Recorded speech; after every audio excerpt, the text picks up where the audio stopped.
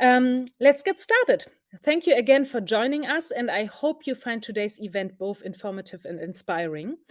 We will begin with our first panel session of the day, moderated by Kim, who is EMEA lead for retail and commerce media, Moloco, and together with her panel, will discuss strategies for breaking down silos in retail media. Welcome, Kim.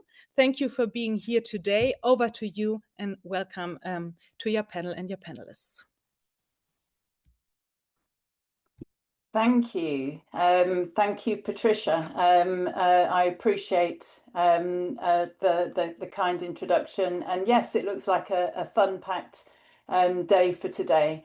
So it gives me great pleasure to introduce you to my panelists. We have Julien Gardès, who is VP of Business Development for Triplelift.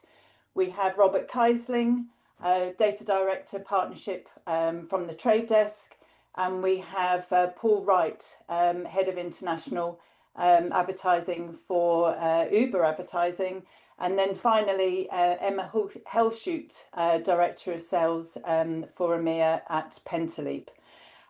So today the reason why we're here is obviously how can we break down the silos in retail media, and is programmatic the answer?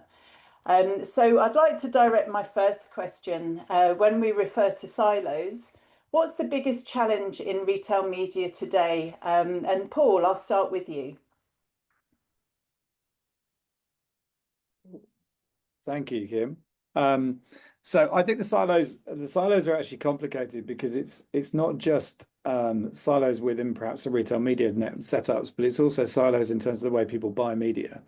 So if we think about customers, there are customers that we have they have an e-commerce team, they have a shopper to marketing team, and they have a brand team, and not all of those teams are necessarily talking to each other at the same time when they're talking to suppliers like us.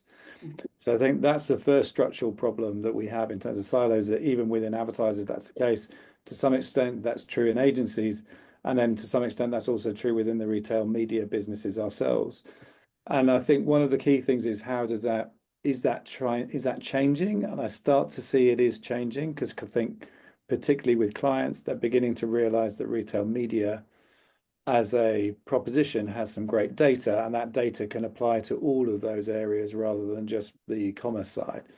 So yeah, I think we are in an evolutionary phase with regard to complexity, but I think everyone recognizes that complexity needs to change because it's going to benefit everybody. Yeah, absolutely. Same question to Julien. So, what do you think the biggest challenges in retail media today? Well, I think Paul was very much spot on. There is a lot of complexity that we all need to address as an industry. The way we think retail media today is actually, we have different levels of retail media. One is bought programmatically, another portion is not bought programmatically. One is on site, another one is off site. One is managed services, another is self-service. So there's a lot of different layers in terms of activation, buying protocols, way of transacting. And this is having obviously direct consequences on the way the transaction are actually being operated. And as much as we want to bring simplicity and automation to the entire industry, then I think that's going to be a lot of work for us ahead. We are anticipating at some point a world where the currencies between CPM and CPC may collide or may overlap the same way with the buying protocols. I think we have a long way to come.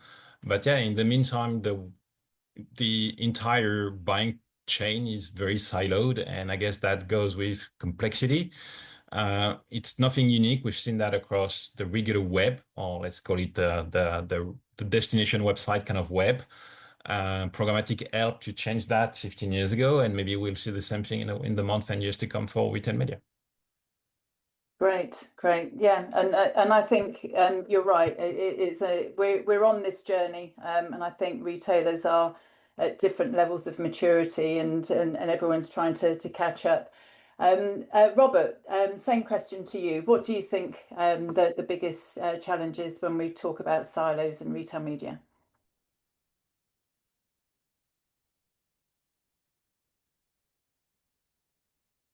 Is Robert there?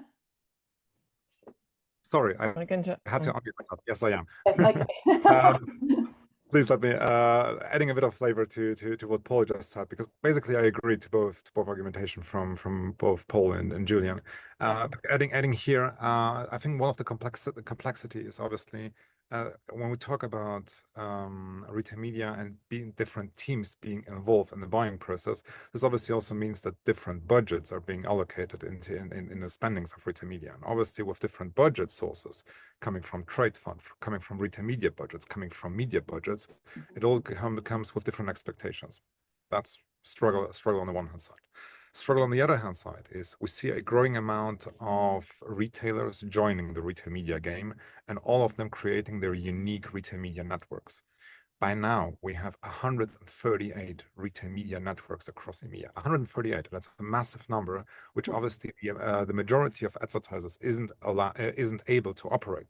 If we see the latest questionnaires, the majority of them is operating 3 to 5 retail media networks, which has become really complex for the mid to long tail to get also a piece of the cake.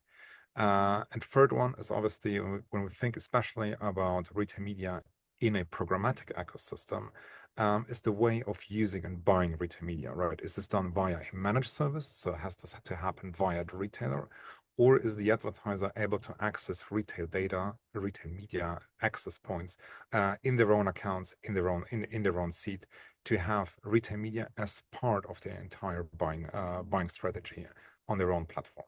So those just a bunch of the complexity that we're seeing in retail media by now. Yeah. And just a few, Robert. Maybe this year we might be able to solve a couple of them. Emma, obviously your background, obviously with being at Pentaleap, but obviously coming from the retailer, and Robert referenced budgets coming from different places. It'd be interesting to get your point of view, with your old head on, in terms of where you previously worked and your current head. Would you mind sharing your point of view, please? Yeah. Coming from a retailer, that background helps to understand how retailers think. And in my current role, I talk to retailers across Europe every day. So I'll try to bring that perspective into the conversation today. And I think most is said already. Like the biggest challenge is fragmentation. There's no easy way for advertisers to buy seamlessly across different retail media networks. It makes it hard to run campaigns efficiently at scale. Measurement is another major problem. No standardized way to track performance. It's really difficult to get a holistic view of retail media investments. Everyone measures differently, and that creates real barriers to optimization. But at the same time, we can't expect full data sharing between retailers. Retailers compete with each other, and their first-party shopper data is critical competitive asset. So we can just ask them to become one unified whole. But there are areas where more unified access is possible without requiring sensitive data to be shared. But I think we'll touch upon that later. No, absolutely. Jumping to the to the solution. Answer question 2 now. Let's not do that. Right. So in terms of understanding and how programmatic could potentially solve some of these challenges, how do you think retailers could be incentivized to actually adopt some of the solutions to solve the problems? And Emma, while I've got you on the screen, I might as well jump in with you as well, please. Yeah. And programmatic doesn't completely solve the challenges of fragmentation and measurement gaps, but it does help create a standardized framework for buying across retailers by offering inventory in real time. So it makes it easier for brands to activate sponsored products at scale, and over time, it should lead to a more standardized measurements practices in the market. And getting back to that second question, is how retailers can be incentivized to adopt it. I think it's less about incentivizing, but more about reassuring retailers, because retailers' first responsibility is their customers and not their advertisers, and their data is one of their most important assets. So that's why they're naturally cautious about sharing sensitive data like customer IDs and audience segments. And for on-site sponsored products, the risk is low because it's mostly about product identifiers and not so much about personal data. But when it comes to audience-based activations, it gets much trickier, and the risk of sharing that data must be clearly outweighed by the financial upside, or retailers won't engage. So we can't just apply standard programmatic thinking to retail media. Retailers have different priorities: selling goods in the first place, loyal customers, and loyal customer relationships and trust. So I think we should approach it with empathy and really focus on helping retailers leverage their data safely without asking to expose it. Yeah. And Paul, it'd be interesting to get your perspective from Uber. So, I mean, we do quite a lot with programmatic, but it depends on the formats and it depends on the products that we have. We obviously have an ad server. We have an ad solution which is self-serve, which is for sponsored listings, and that's fine, and that's used by a lot of our customers. And then we use for what we do in our Rise bit, we have Rise business. We have relationships with DV360 and Trade Desk and a few others on that area to allow to programmatic. That's relatively nascent. And then we also use Criteo for our sponsored items business across Europe. And I think the challenge is obviously we want to use those platforms, and but it's how they work together. And it's when an advertiser comes to us and wants to use all of those different services, then it becomes a bit more complex. And then we have to manage that. Now, whether we will solve that, I don't know, because there's some to Emma's point about data, there are some sensitivities that may be within that. But I think what we're finding is having those solutions there are making it easier for advertisers to buy us for the particular outcomes that they're looking for. So I think we're broadly supportive of programmatic, but in some cases we will do things our own way because of the particular products we have. And also, even with our programmatic solutions on, say, the Rise business, it's slightly different to the way you buy programmatic. It's programmatic guaranteed. It's not a bid model for that product. Yeah, fair point. And Julien, what's your take on it? My take on that is, if we take a retail media network perspective, most of them are experiencing supply scarcity. They need more supply to run all the campaigns that they have to deal with on a daily basis, which is good. That's the exact opposite of the reason why programmatic got created 15 years ago. And that's where we are seeing a growing pattern in terms of market share between on-site and off-site. We know that on-site is the lion's share and will remain the lion's share. But all the retailers that we've been speaking to recently are all telling us that off-site is becoming a priority. And off-site means a need for automation and for programmatic activity. And the fact that through programmatic and through DSP activation and bidding, those retailers are in capacity to run the campaigns on the open web is, let's say, like a very significant added value for them. On the buy side point of view, like Paul said, the things, I mean, all the systems and all the technologies are very fragmented. If you want to run on-site, you need to go directly to the retailer, tap into their own internal technology, or run an IO, run a CPM campaigns or CPC campaigns. So this is very, very manual. We're all competing against, let's say, the 20% of the open web, which is remaining. And again, I think bringing simplicity and automation to the buy side, the same way that they can use large companies' tools when it comes to automation and buying their own inventory, is a key challenge. So, like you said during your introduction, we are on a journey where all these kind of buying mechanisms will merge and will overlap one with the other. But in the meantime, as much as, I mean, the more simplicity we can bring on the buying protocol to the buy side, I think the better. And as much as we live into a very siloed environment with different ad servers and different technologies and different UIs and different everything, I think that's going to be like a long-lasting challenge, unfortunately. So that's a journey we are all in together. Yeah, absolutely. And you know, obviously, you know, I've got lots of points of view, but as the moderator, I have to try and remain as neutral as possible. But I think, you know, with the advances of technology coming into play, I think, you know, potentially there could be solutions that unlock that opportunity, further down the line, whether it's this year, next year, remains to be seen. In Robert, what's your kind of point of view in terms of, how can we incentivize retailers to adopt these solutions?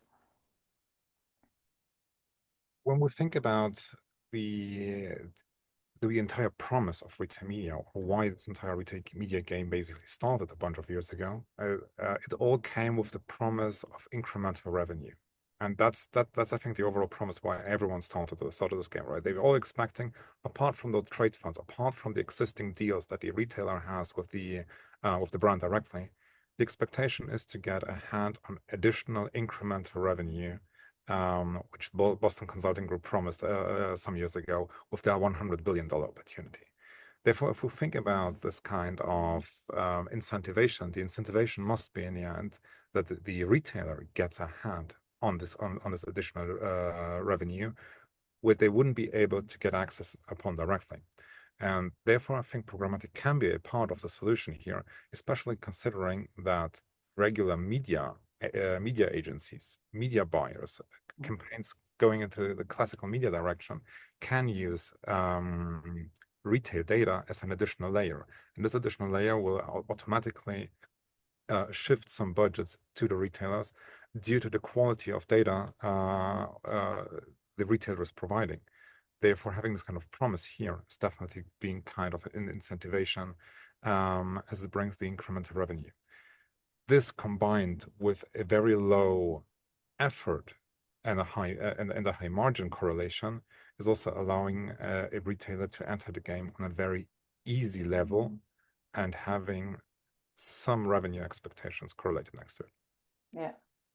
And I guess while we're in that space, I think it kind of moves me nicely into the next question, which is creating more simplicity for the buy side. And how can we simplify the process for brands to buy audiences? So do you have a point of view on that regard, Robert? I'll keep it with you while I've got you on the screen.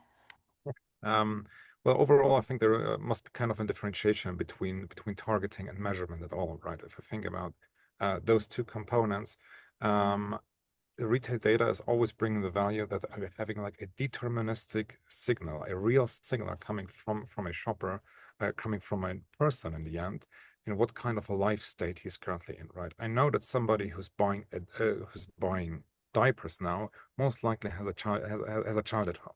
And this information is not only relevant for endemic brands, for the diaper producer, for the or similars, but also for car manufacturers, also for insurance companies, also for other companies.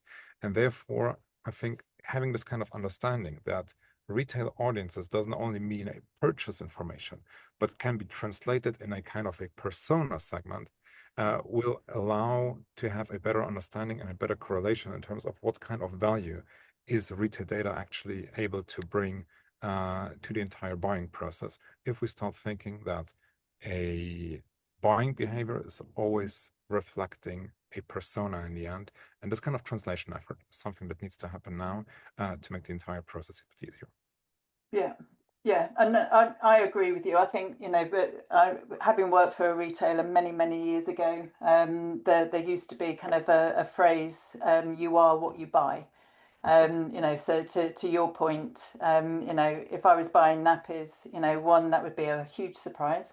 And but I absolutely get it. It's kind of putting them into a lifestyle kind of bucket. Paul, what's your point of view?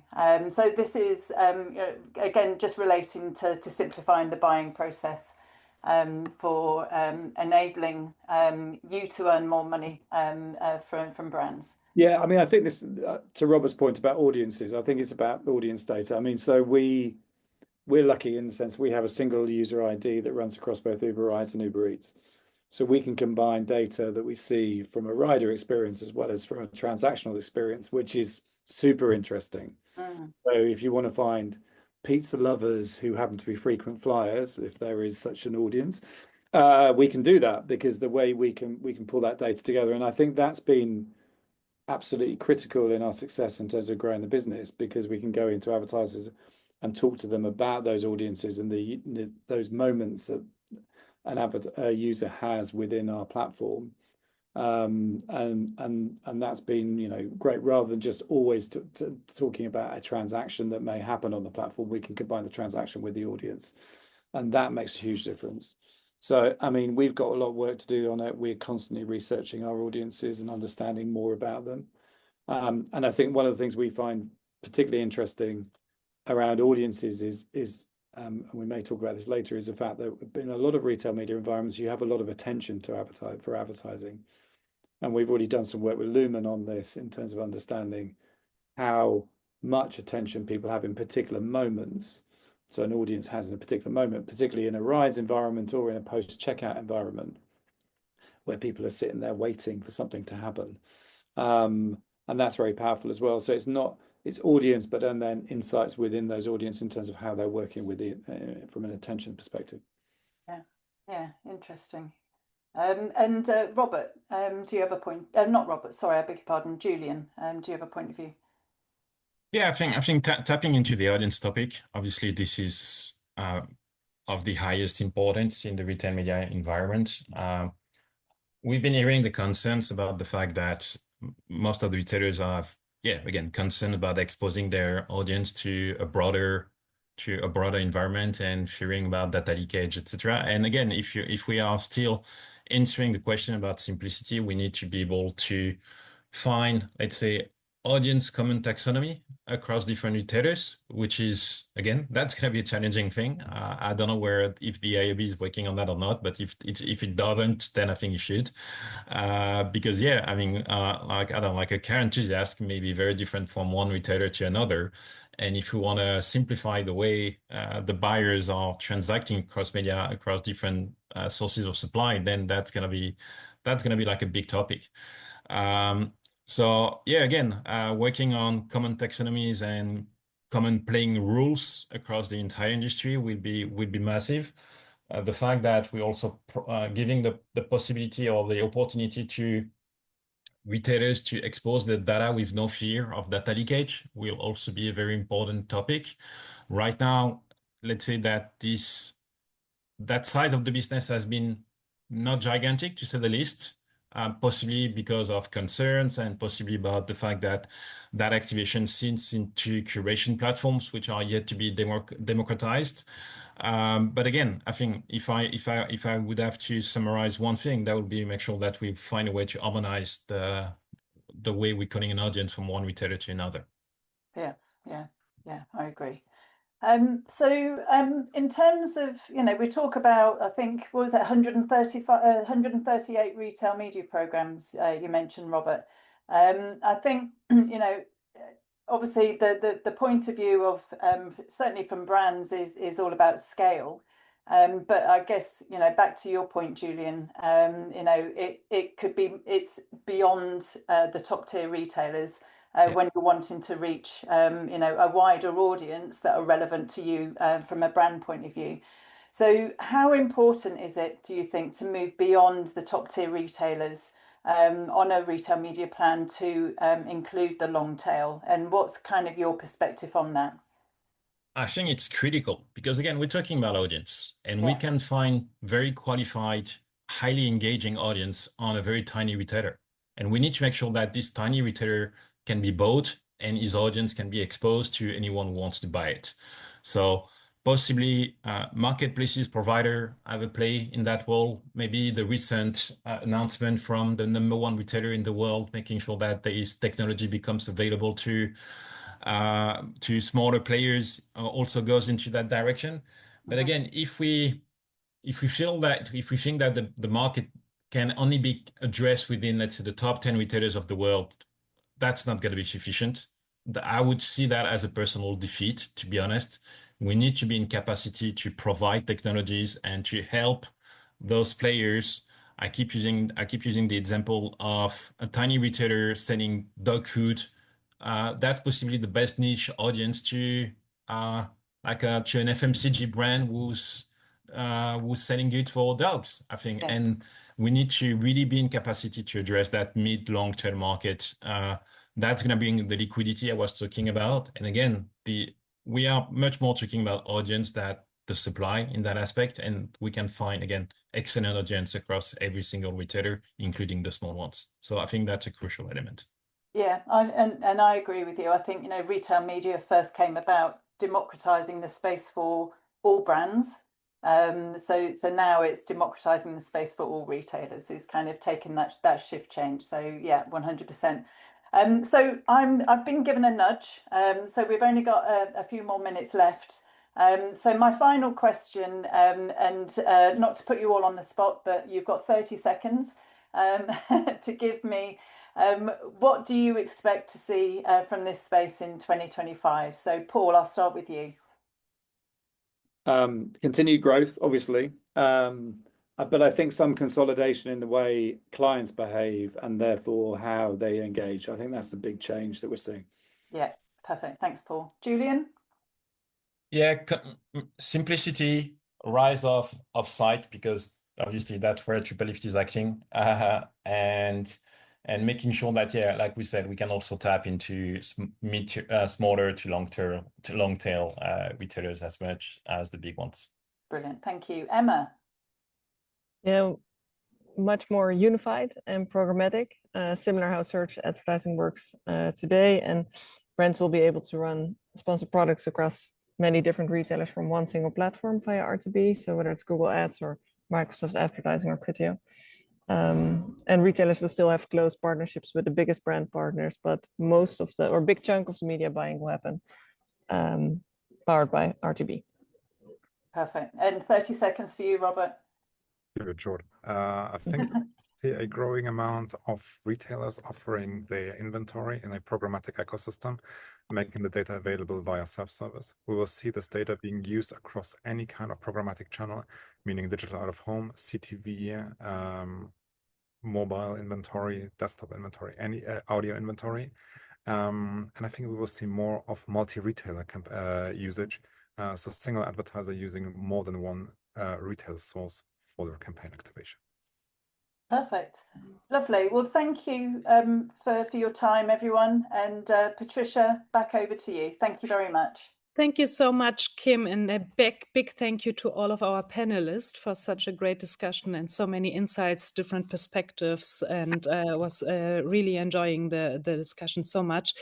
It's very clear that breaking down the silos in retail media is not a one-size-fits-all challenge, but I think we just heard many different thoughts on it, and was a very good discussion, especially around the role of programmatic and how we can connect more of those retail media networks and make it much easier for our advertisers to use the chances and not only face challenges.